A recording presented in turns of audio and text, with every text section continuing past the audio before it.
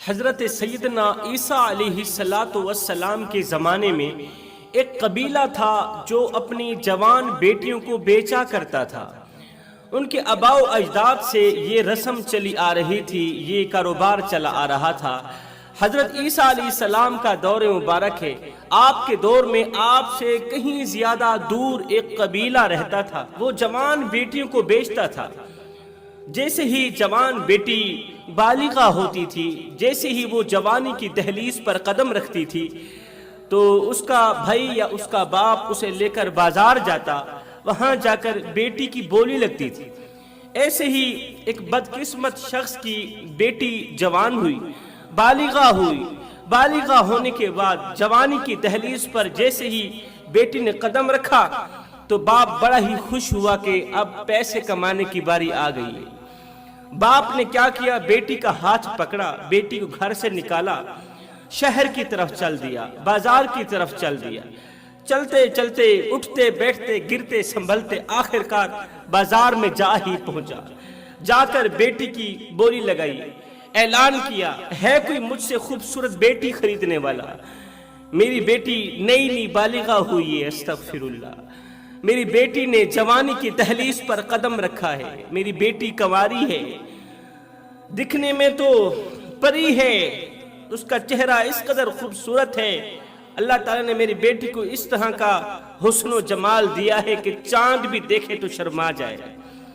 باپ اعلان کر رہا تھا، بولی لگا رہا تھا، ہے کوئی مجھ سے میری خوبصورت بیٹی خریدنے والا؟ سستے داموں میں دینے کے لیے تیار ہوں۔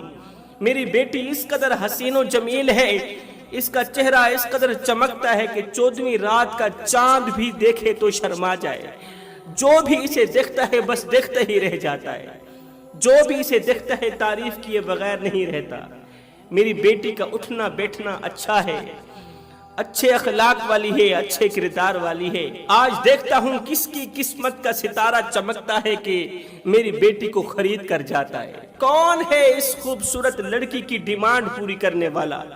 کون ہے اس کی قیمت پوری کرنے والا؟ کون ہے اسے خریدنے والا؟ اس طرح کی بولیاں لگا رہا تھا، باپ اس طرح کے اعلان کر رہا تھا، اور جوان بیٹی قریب کھڑی ہے، جوان بیٹی پاس کھڑی ہے۔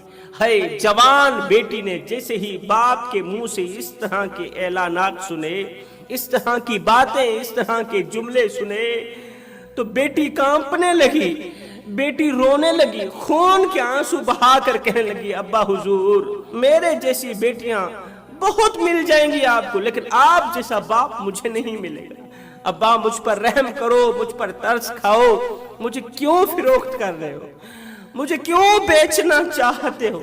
کیوں اپنے نام پر بدنما دھبا لگانا چاہتے ہو؟ ابا میں تمہاری بدنامی کا ذریعہ نہیں بننا چاہتا، ابا مجھے مت بیچو، مجھے اپنے پاس رکھو، جب تم بوڑھے ہو جاؤ گے نا تو پھر میں تمہاری خوب خدمت کروں گا۔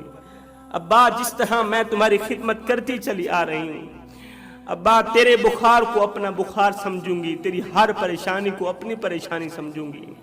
مجھے کھانے کے لیے روٹی نہ دینا، پینے کے لیے پانی نہ دینا، بس رہنے کے لیے چھت دے دینا، یہی احسان میرے اوپر کافی ہے۔ میں بس ساری زندگی تجھے ابا ابا کہہ کر پکارتی رہوں گی، خوش ہوتی رہوں گی، تیری خدمت کرتی رہوں گی۔ بیٹی رو رو کر فریادیں کر رہی تھی، ابا مجھے کسی کے ہاتھوں مت بیچو، پتہ نہیں کوئی میرے ساتھ کیسا سلوک کرے گا، مجھے خرید کر جانے والا میرے ساتھ جانوروں کا سا سلوک نہیں کرے گا، میرے ساتھ درندوں کا سا سلوک نہیں کرے گا۔ جوانوں، آج کس کس کا رونا رویا جائے؟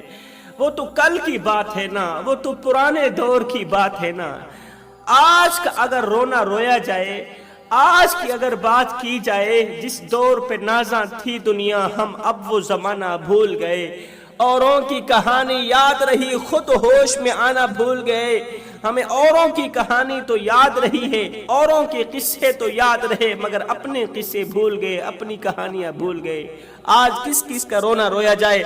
آج ایک شخص کہتا ہے، جی میرا جو داماد ہے نا وہ ڈاکٹر ہے، میرا داماد انجینئر ہے، میرا داماد ملوں کا مالک، وہ فیکٹریوں کا مالک، وہ بڑا ہی مالدار ہے، وہ بڑا ہی رئیس ہے، بڑا ہی امیر ہے۔ میں نے کہا، بھائی تیرا داماد سب کچھ ہے، وہ مالدار بھی ہے، وہ امیر بھی ہے، اتنا بتا دے کہ وہ ڈاکٹر تو ہے، اس کے نیچے 1 کروڑ کی گاڑی تو ہے، اس کے نیچے اقتدار کی کرسی تو ہے، وہ مالدار تو ہے، وہ صاحب استطاعت تو ہے، تیرا داماد سب کچھ ہے، وہ MNA MPA، وہ رئیس ہے، وہ چیئرمین ہے، وہ نمبردار ہے، وزیر ہے، مشیر ہے، وہ سب کچھ ہے، مجھے اتنا بتا دے کہ وہ انسان بھی ہے۔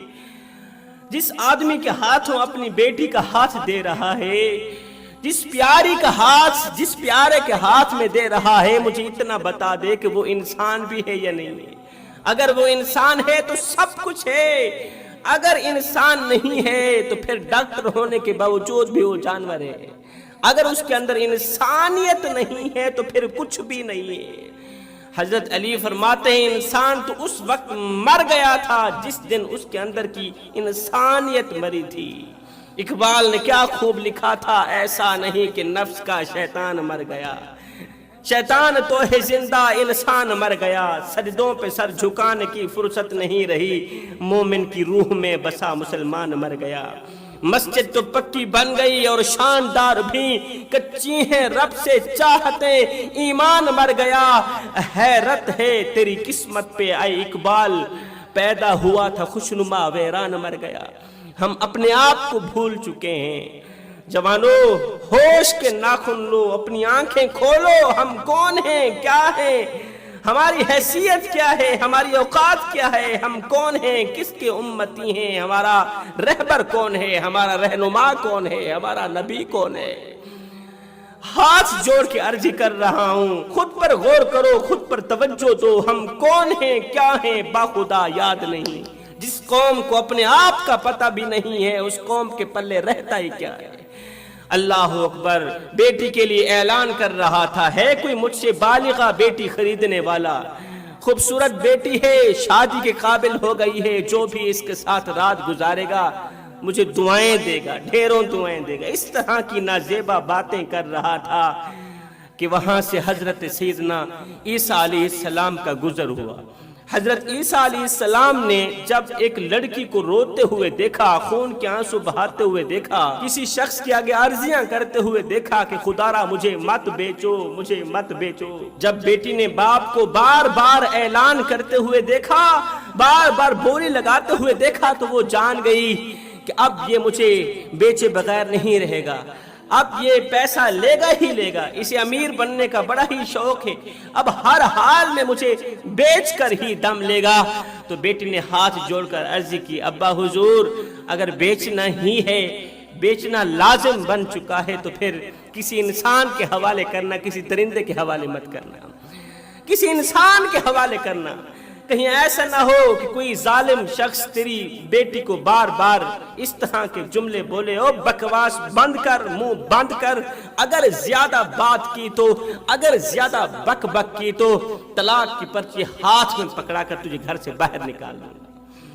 آج تو کسی طلاق شدہ عورت کی طلاق کی وجہ معلوم کی جائے تو وجہ یہی سامنے آتی ہے، جی عورت زبان دراز تھی، اس کی زبان بڑی لمبی تھی، عورت زبان دراز تھی، عورت یہ تھی، عورت وہ تھی۔ مجھے بتاؤ آج تک کسی نے یہ کہا ہے کہ عورت باشعور تھی اس لیے جاہل آدمی سے رہنا گوارا نہیں کرتی تھی؟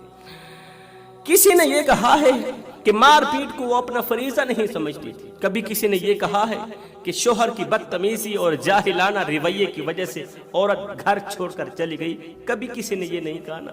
اس لیے کہ آج کے انسان کی نظر دوسروں کے عیبوں پر تو جاتی ہے، دوسروں کی خامیوں پر تو جاتی ہے، اپنی گریبان پر نہیں جاتی، اپنی خامیوں پر نظر نہیں دوڑاتا آج کا انسان۔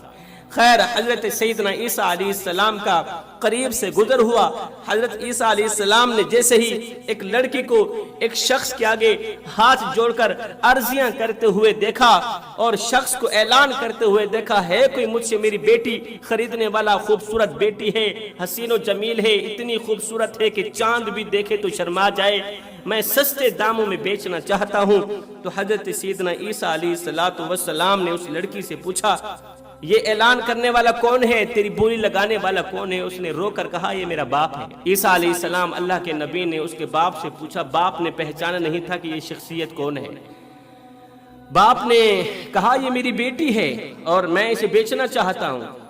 اور ہمارے آباؤ اجداد کا یہ کاروبار چلا آ رہا ہے، آباؤ اجداد سے ہی یہ کاروبار چلا آ رہا ہے۔ رسم ہے، ہماری رواج ہے کہ جب ہماری بیٹی جوان ہو جاتی ہے تو ہم کسی بھی صورت میں کسی بھی حال میں بیٹی کو گھر میں نہیں رکھتے، بیٹی کو بیچ ڈالتے ہیں۔ 12-14 سال تک بیٹی کو اچھی طرح پالتے ہیں، خوب دیکھ بھال کرتے ہیں، جس طرح ایک جانور کو پالا جاتا ہے، قربانی کے جانور کو پالا جاتا ہے، اچھی طرح دیکھ بھال کی جاتی ہے، فکر کی جاتی ہے، وقت پر کھلایا جاتا ہے، وقت پر پلایا جاتا ہے، اور جب وہ قربانی کے قابل ہو جاتا ہے پھر بازار میں جا کر اسے فروخت کرتے ہیں، پیسہ کماتے ہیں۔ ہم بھی اسی طرح کرتے ہیں کہ جب ہماری بیٹی ہمارے گھر میں داخل ہوتی ہے، جیسے ہی ماں کی شکم سے ماں کی گود میں آتی ہے تو ہم اس کی خوب دیکھ بھال کرتے ہیں، پالتے ہیں، ہم اس کی خوب دیکھ بھال کرتے ہیں، پالتے ہیں، اس کے دکھوں کو اپنے دکھ سمجھتے ہیں، اس کے دردوں کو اپنے درد سمجھتے ہیں، اپنی رگوں سے خون نکال کر بیٹی کی رگوں میں ڈالتے ہیں، اپنے منہ سے نوالے نکال کر بیٹی کے منہ میں ڈالتے ہیں۔ لیکن جب ہماری بیٹی جوانی کی دہلیز پر قدم رکھتی ہے، جب ہمیں پتہ چلتا ہے کہ بیٹی بالغہ ہو چکی ہے، تو ہم بیٹی کا ہاتھ پکڑ کر اسی بازار میں لے کر آتے ہیں، بولی لگاتے ہیں، بیٹی کو ہر حال میں بیچ کر پیسہ لے کر ہی دم لیتے ہیں۔ اللہ کے نبی نے فرمایا، اچھا تو تیرا باپ بھی بیٹیاں بیچتا تھا؟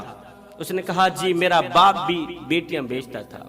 اچھا تو پھر تیرا دادا بھی بیچتا ہوگا؟ جی میرا دادا بھی بیچتا تھا۔ اچھا تو پھر تیرا پردادا بھی بیچتا ہوگا؟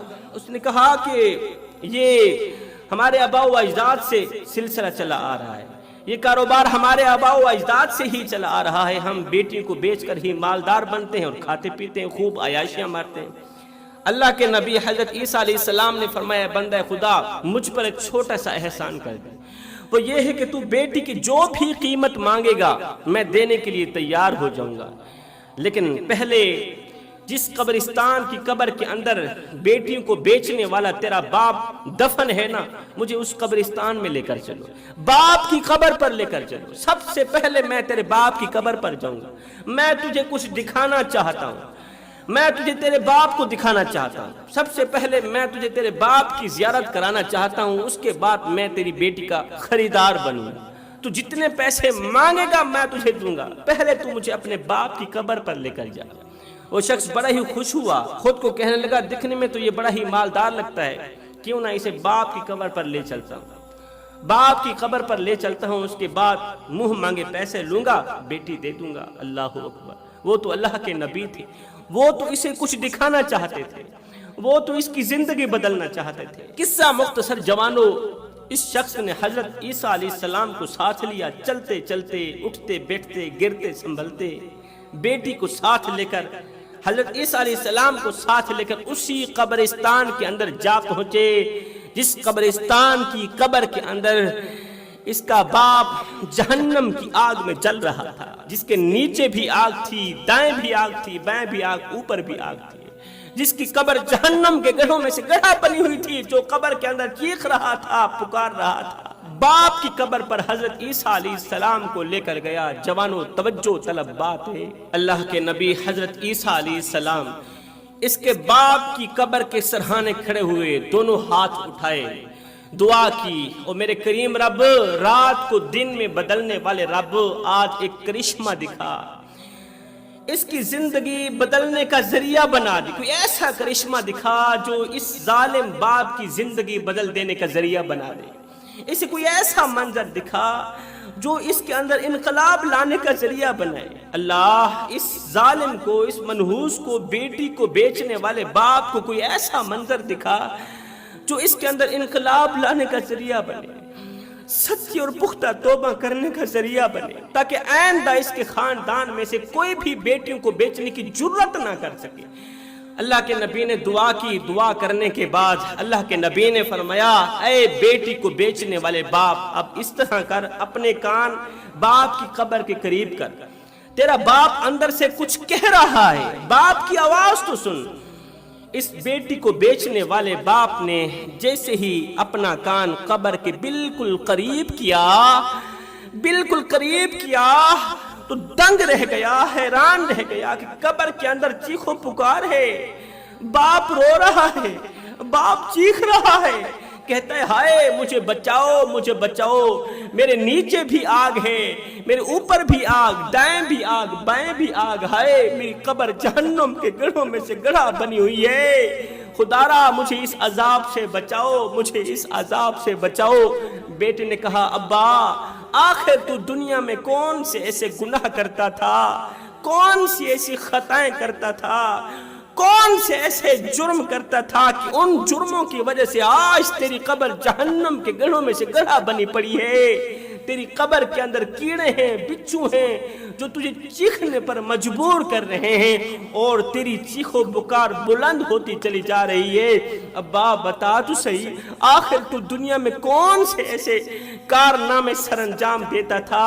اب باپ نے جو جملے بولے، باپ نے جو جملے بولے بیٹے کی زندگی بدل کر رکھ دی، بیٹے کو توبہ کرنے پر مجبور کر دیا۔ باپ نے کہا او مجھ سے میرا حال پوچھنے والے، میری 12 بیٹیاں تھیں جو بہت ہی خوبصورت تھیں، حسین و جمیل تھیں، اتنی حسین و جمیل تھیں کہ چاند بھی دیکھے تو شرما جائے، چاند بھی دیکھتا تھا تو شرما جاتا تھا۔ میں ان کو ایک ایک کر کے بازار لے گیا، ایک ایک کر کے بازار لے گیا، اچھے داموں میں بیٹیوں کو بیچتا گیا۔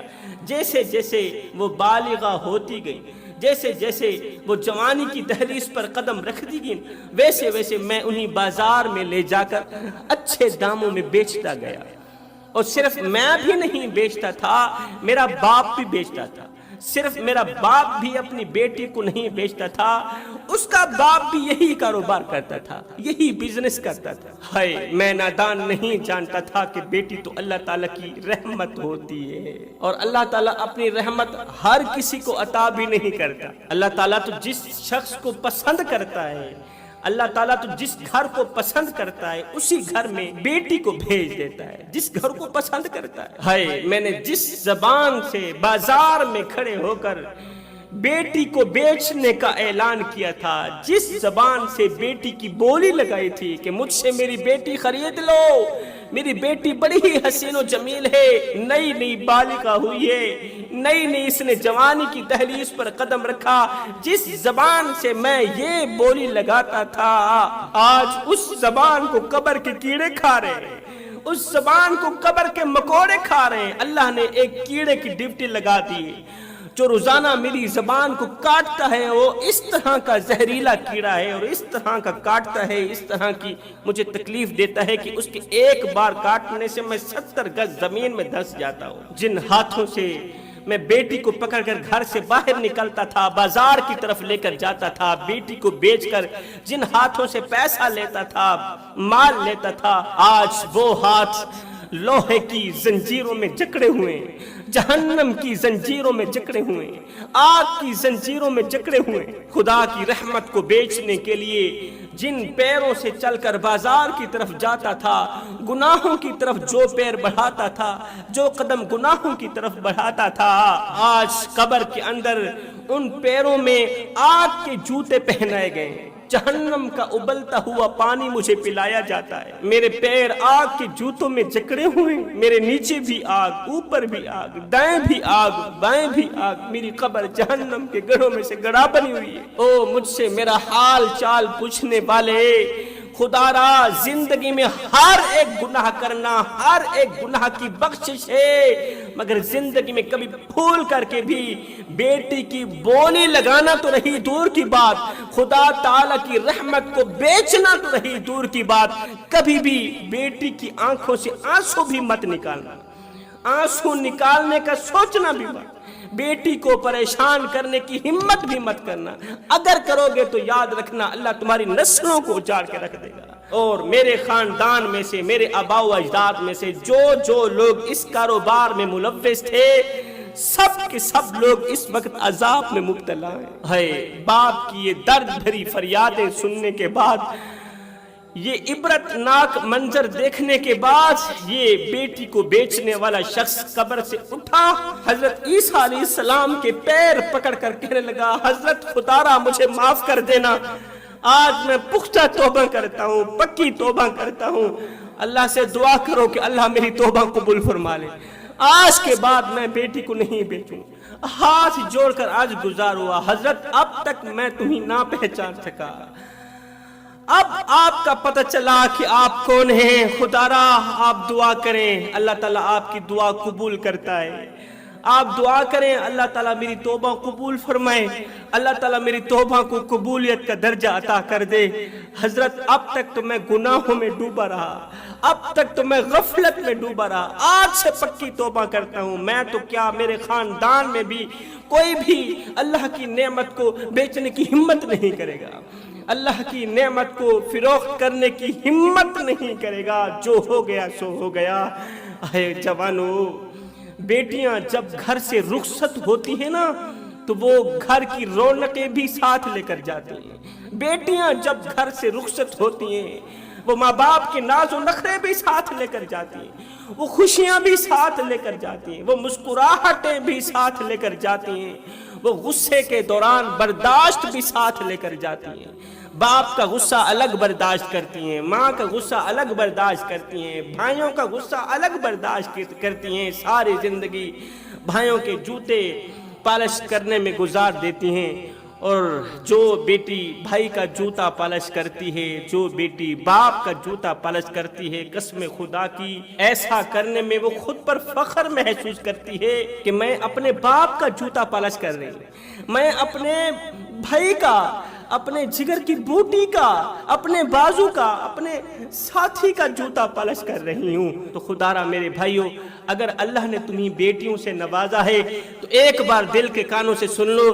میرے رسول کریم صلی اللہ علیہ وسلم نے فرمایا، صحابہ جس کی 3 بیٹیاں ہوں گی، بیٹیوں کو حلال کا نوالا کما کر ان کے منہ میں ڈالے، حلال کی کمائی سے بیٹیوں کو پالے، حلال کی کمائی سے بیٹیوں کو کھلائے پلائے، بیٹی کو جوان کرے، بڑا کرے، اپنی حیثیت کے مطابق بیٹی کو پڑھائے لکھائے، دین کا علم دے، شریعت کا علم دے، اس کے بعد شریعت محمدی کے مطابق نکاح کرے، بیٹی کو رخصت کر دے، 3 بیٹیوں کو ایسے ہی رخصت کر دے۔ فرمایا قیامت کا دن ہوگا، نفسا نفسی کا عالم ہوگا، وہ 3 بیٹیوں کا باپ اور میں محمد، ہم دونوں جنت میں اس طرح اکٹھے ہوں گے جس طرح یہ دونوں انگلیاں ایک دوسرے کے ساتھ جڑی ہوئی۔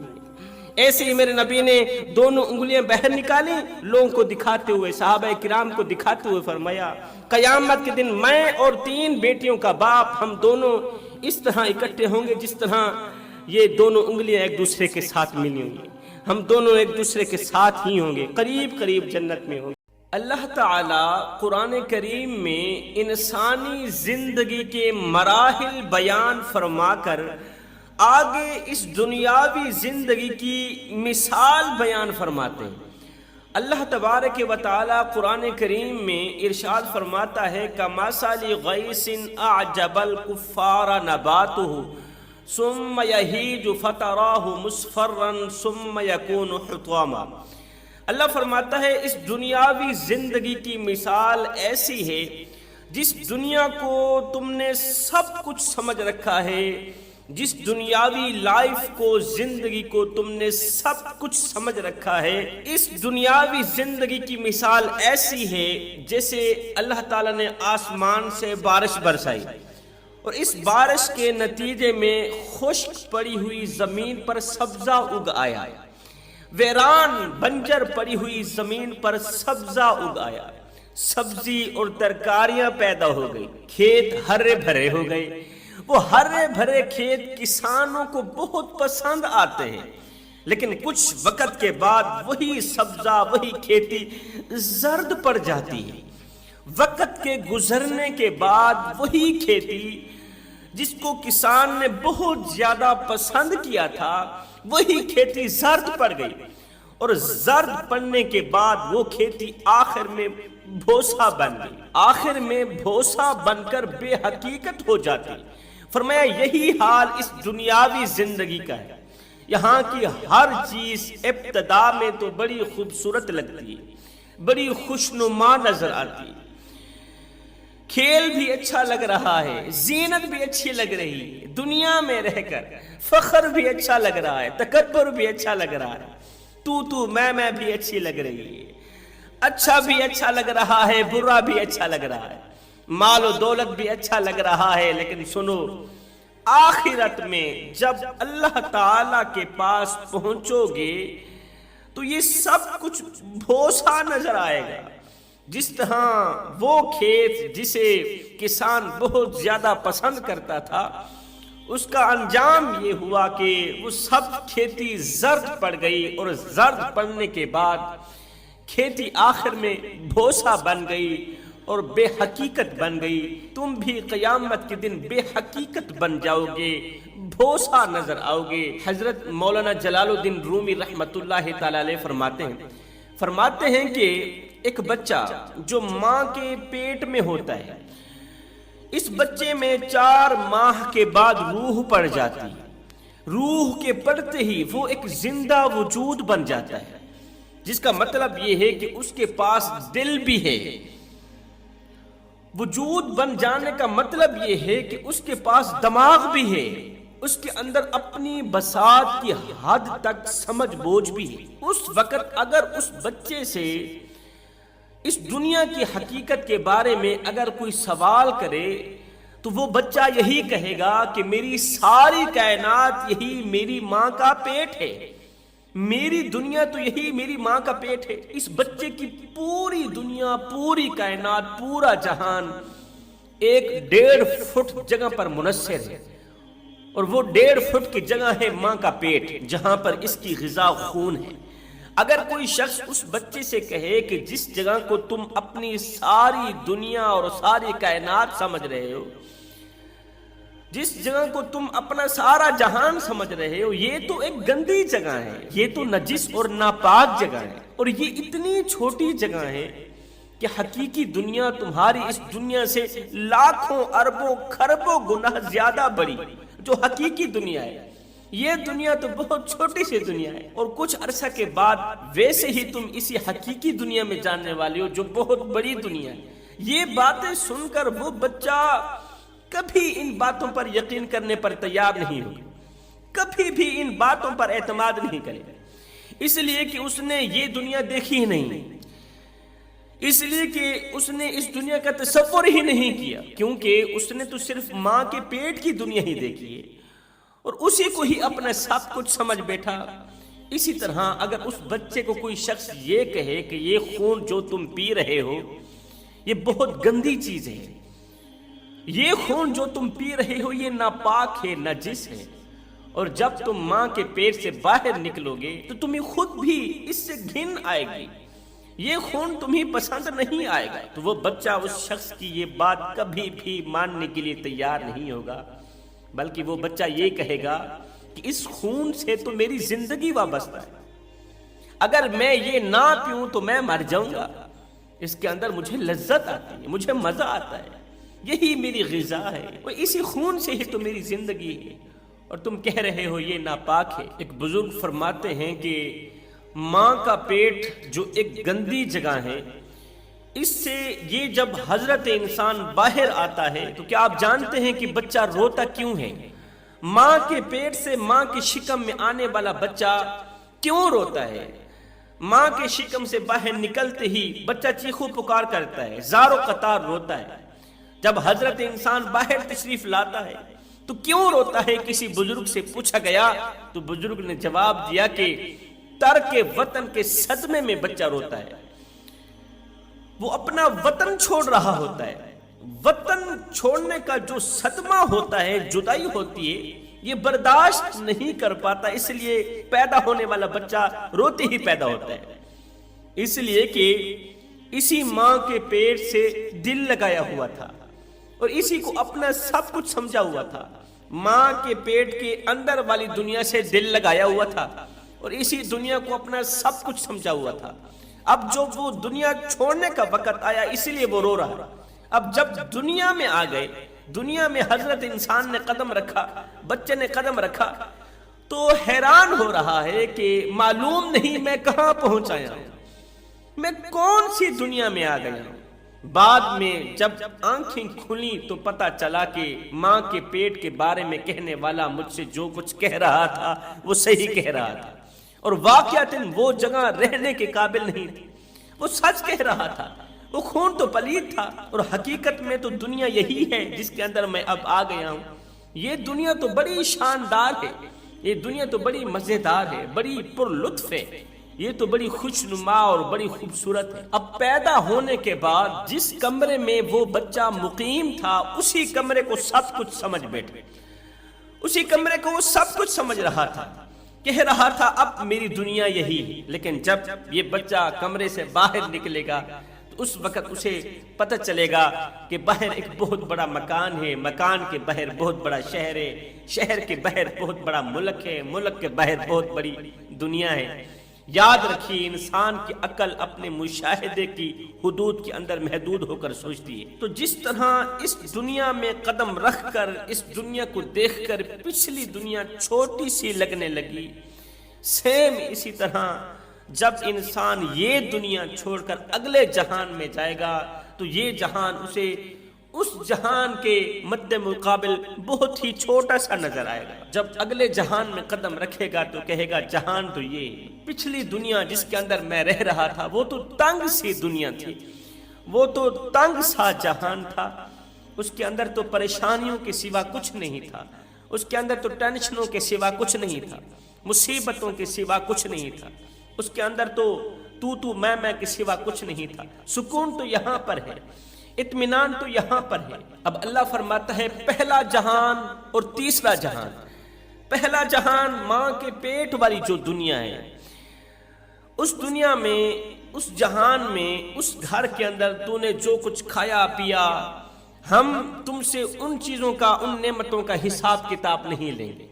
لیکن اس جہان میں قدم رکھتے ہی تو نے جو کھایا، جو پیا، کس طرح جیا، کس طرح زندگی گزاری، ہم ایک ایک پل کا تم سے حساب لیں گے۔ اگر ہو سکے تو اپنے آخری جہان کو بہتر بنا کے آنا، قبر والے جہان کو، حشر والے جہان کو بہتر بنا کے آنا، کہیں ایسا نہ ہو کہ قیامت کے دن 1,24,000 رسولوں اور پیغمبروں کے سامنے تمہیں شرمندگی کا سامنا نہ کرنا پڑے۔ حضرت سیدنا موسیٰ علیہ السلام کے زمانے میں قارون بہت بڑا دولت مند تھا، بہت بڑا دولت مند تھا، اس کے خزانے کی چابیاں طاقتور لوگوں کی ایک بہت بڑی جماعت اٹھایا کرتی تھی۔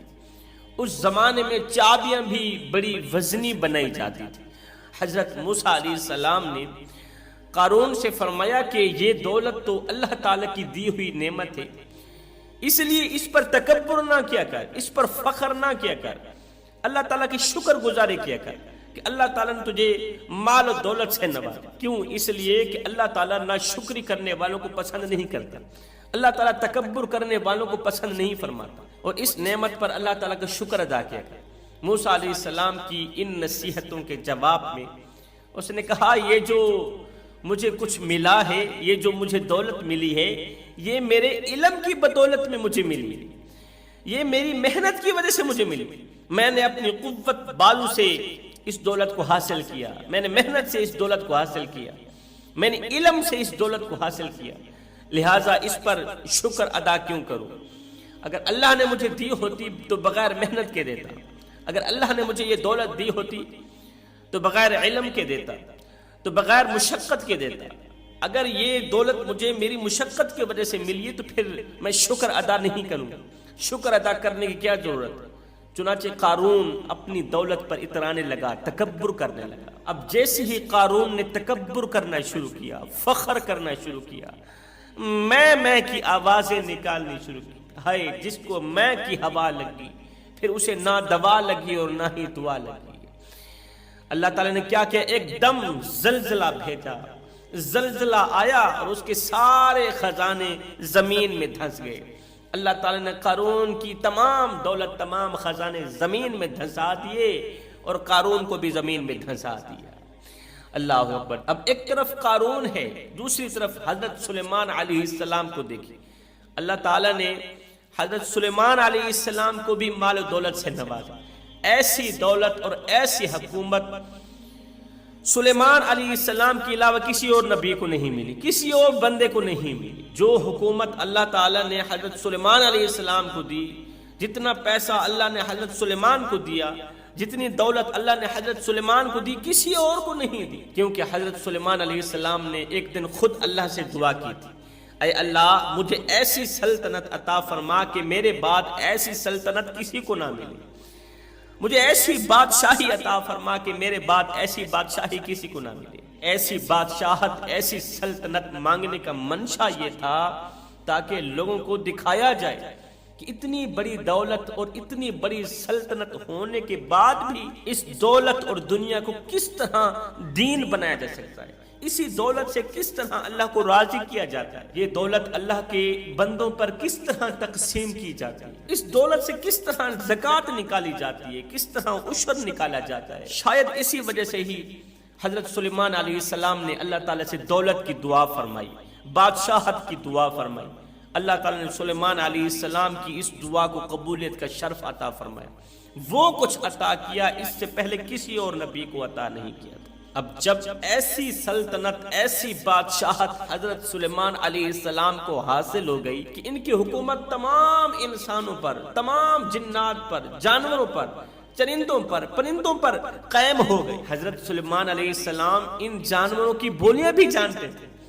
ایسی سلطنت حاصل ہونے کے باوجود سینہ تنا ہوا نہیں تھا، اتنی بڑی سلطنت حاصل ہونے کے باوجود بھی گردن اکڑی ہوئی نہیں، تکبر نہیں ہے، غرور نہیں، عاجزی ہی عاجزی، انکساری ہی انکساری، بلکہ اللہ کے حضور سر جھکایا ہوا ہے حضرت سلیمان علیہ السلام نے، کہہ رہے ہیں اے اللہ مجھے اس کی توفیق عطا فرما کہ جو نعمت تو نے مجھے عطا کی ہے میں ہر وقت ان نعمتوں کا شکریہ ادا کرتا رہا۔ اب دونوں میں فرق دیکھی، قارون میں اور حضرت سلیمان علیہ السلام، دونوں کو اللہ تعالیٰ نے مال و دولت سے نوازا، دونوں میں فرق دیکھی۔ یہی دنیا قارون کے پاس بھی تھی اور یہی دنیا حضرت سلیمان علیہ السلام کے پاس بھی تھی، لیکن قارون کی دنیا اس کو زمین کے اندر دھسانے کا سبب بنی اور آخرت میں جہنم میں لے جانے کا سبب بنی، جہنم کا مستحق بنانے کا سبب بنی۔ اور حضرت سلیمان علیہ السلام کی دنیا نے ان کو دنیا میں پیغمبری کا مرتبہ بھی عطا کیا اور ساتھ میں بادشاہت کا مرتبہ بھی عطا کیا، اور سلیمان علیہ السلام کو آخرت میں بھی جنت میں اعلیٰ مقام دلانے کا سبب بن گئی یہ دنیا۔